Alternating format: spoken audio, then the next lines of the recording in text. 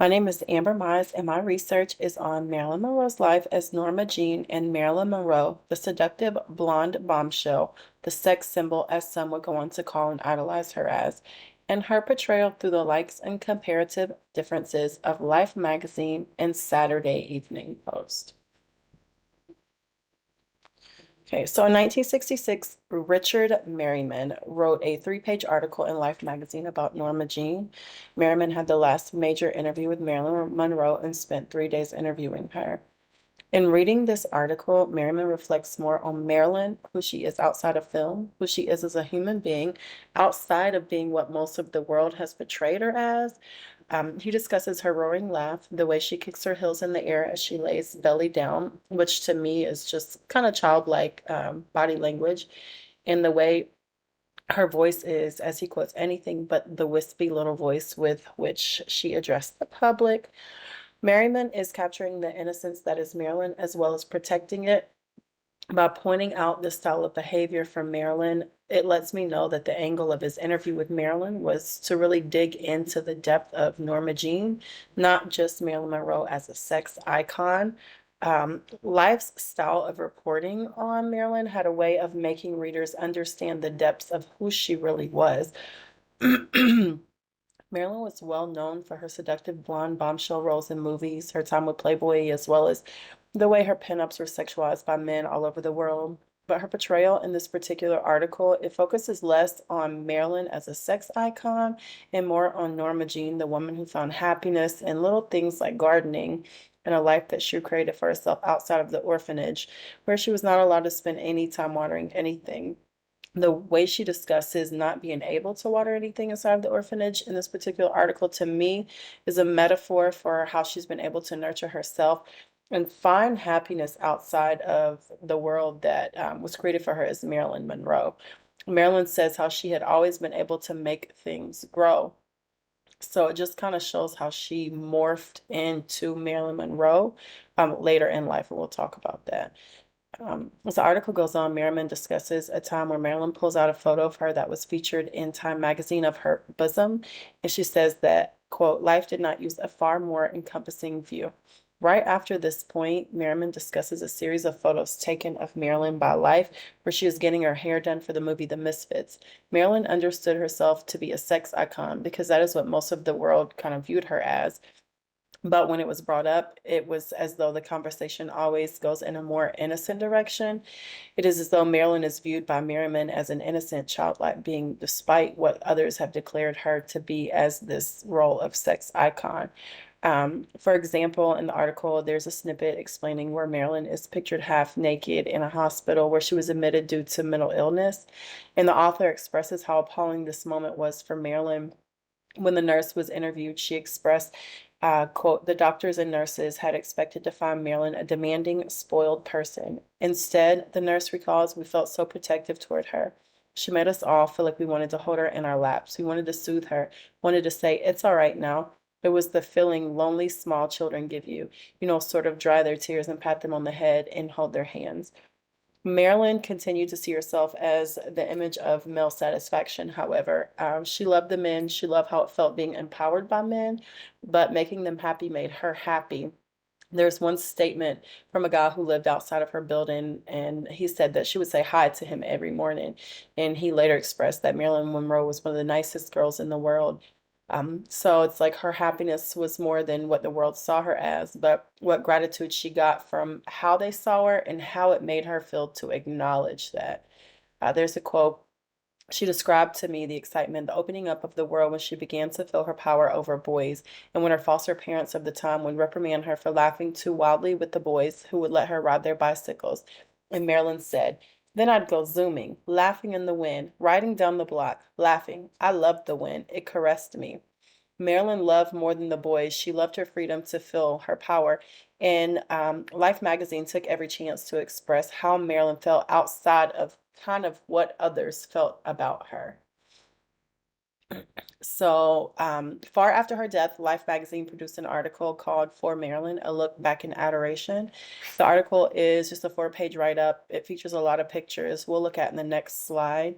There's a graduation photo that Milton Green did of Marilyn in 1955. Mind you, she was 29 years old at this time.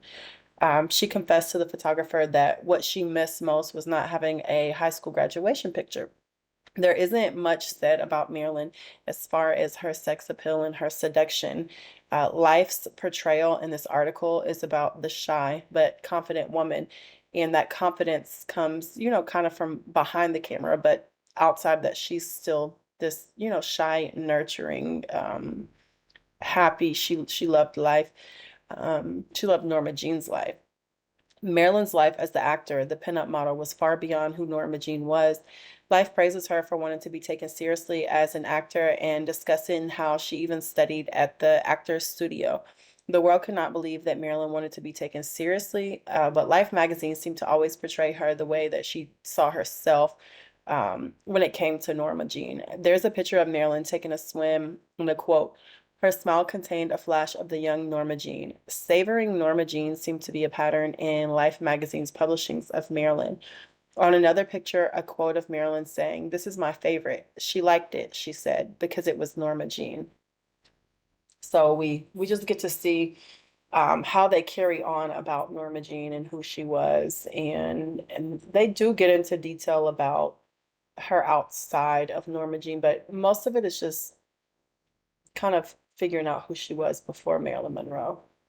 And here we've got a bunch of pictures. That's the picture with the quote, "Her smile contained a flash of the young Norma Jean," on the bottom left. And then we have her with some soldiers. The middle, it's her and a friend. And then just you can just see the innocence of, the pictures that Life magazine published of her. All right, so I've quoted several Marilyn quotes that stood out to me in this particular article in Life magazine. The article was titled "What Really Killed Marilyn." Almost every article that was published in Life magazine was published with some subconscious intent to justify why Marilyn came to see herself the way that the world did, and what in her adolescent life led her to those feelings as well. Um, so you see the quote, "Indeed, the howling mob who made her see herself as 60 feet tall and naked gave her the only form of sustained emotional security she ever knew, or perhaps was capable of understanding. For if her public saw her as a love goddess to whom limitless love was owed, that is the way she saw herself in her happiest hours, most of them Hollywood hours." Um, Marilyn knew who the real me was, but this was an admission she sought to escape. Just referring back kind of to Norma Jean. There's another quote too. I won't read it, it's really long. It's just saying at the age of 7 or 8 how she was in a home and she was raped. And, the guy paid her to not tell anyone. It goes into detail about what he wore, his golden watch, chain over the wide expanse of his vest, and he gave her a nickel not to tell. When she did tell, she was punished. And, I guess that's kind of just shaped, who she is and kind of how she feels about, sex and being that sex icon later in life. Protecting her character continues to be a pattern in this article, however. The author states that Marilyn had no mother or father, and perhaps because of her lack of guidance and love, she was incapable of giving what she so badly wanted, justifying how she morphed into the sex symbol when they talk about what happened to her when she was younger. The author questions if the world has seen Marilyn in a different light. Would she have also seen herself that way? Would she still be alive today if instead of sexualizing her, the world saw her as the soft, gentle blonde who wanted love? Marilyn had a hard upbringing, but it is evident that more than the fame and the adoration of her fan base, she really loved Norma Jean. She understood Norma Jean. She knew Norma Jean. She grew up with Norma Jean. Um, so we get a lot of who is Norma Jean when we look at Life magazine.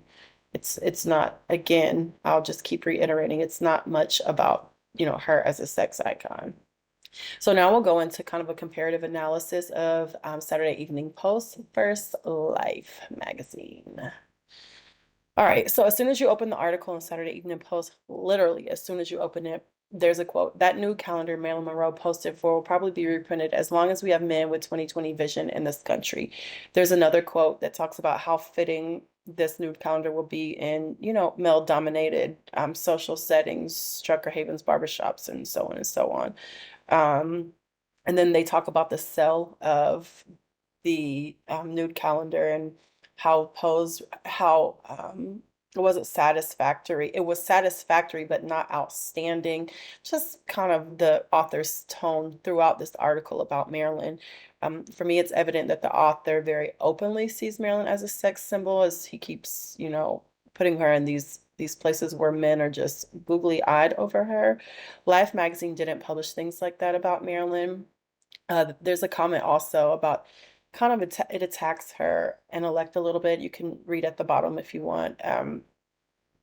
Basically insinuating that the cracks that she comes up with, because there's one that asks her what she wears to bed, and she says, "Oh, Chanel number 5." And basically they're just saying she doesn't come up with these things on her own. Like she just doesn't have the brain or mental capacity to do that. Just again, she's just this dumb blonde. Flack Jones, who has been interviewed, often comes to Marilyn's rescue, especially during this discussion about her intellect.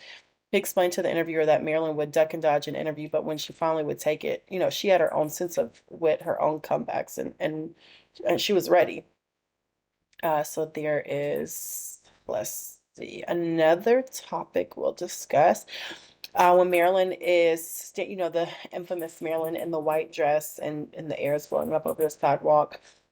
And he says, I asked Marilyn herself if she thought that Joe had disapproved of her skirts blowing around her shoulders in that scene.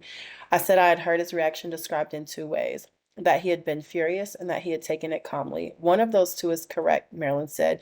Maybe you can figure it out for yourself if you'll give it a little thought. I felt like each time you read about this guy interviewing her, he just kind of takes jabs at her. And I feel like she kind of showed him her wit there. Like, you know what? Go figure it out for yourself. And you kind of see the pictures here of how, again, they publicized her in the Saturday Evening Post. And so here's the quote. Marilyn asked me, what should I have done? Jones said. I said, look, honey, the men loved it. Pay no attention to what the gossip column cat said.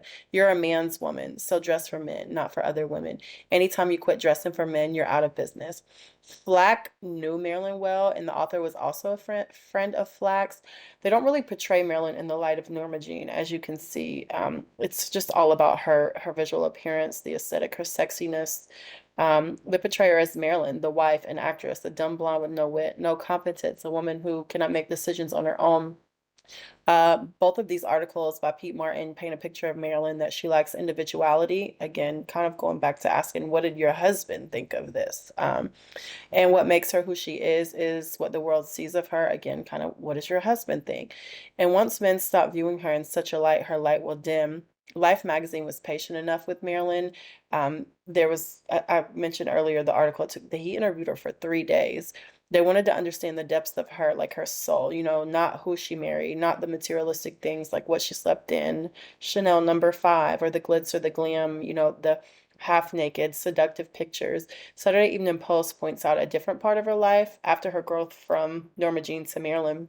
The Saturday Evening Post has no interest in her past life, just pretty much the glitz and glam and the fame of Hollywood and, what the world sees her as, what she is on TV and just what she is in Hollywood. They left little for her as far as her individuality. It's just always a comparison to something or someone or, what the public thought, what her husband thought, etc. When Martin interviews Marilyn and gets the raw, uncut answers, he usually has a rebuttal, something kind of to belittle that whatever she said. The difference between the two publications is very obvious. You can just look at the pictures and see that. On one hand, you have Norma Jean, who was shy and, lit up behind the camera, who loved gardening, loved taking a swim, loved her smile, and, not so much on her physique. On the other hand, you have Marilyn, Joe's wife, the, dumb blonde, the blonde bombshell, the sex icon, stood over the sidewalk with her dress half blown up, over her shoulders with hundreds and hundreds of photographers around. So, I feel like in my research, what I understand is Life magazine just really protected her, not just in her life, but in her death as well. And they portrayed more of the realness of who she was and not the glitz and glam of Hollywood like the Saturday Evening Post does when it comes to Marilyn. They're all about the appearance, what you see, that visual aesthetic of who Marilyn was, and that's not how Life portrayed her. And my references, thank you.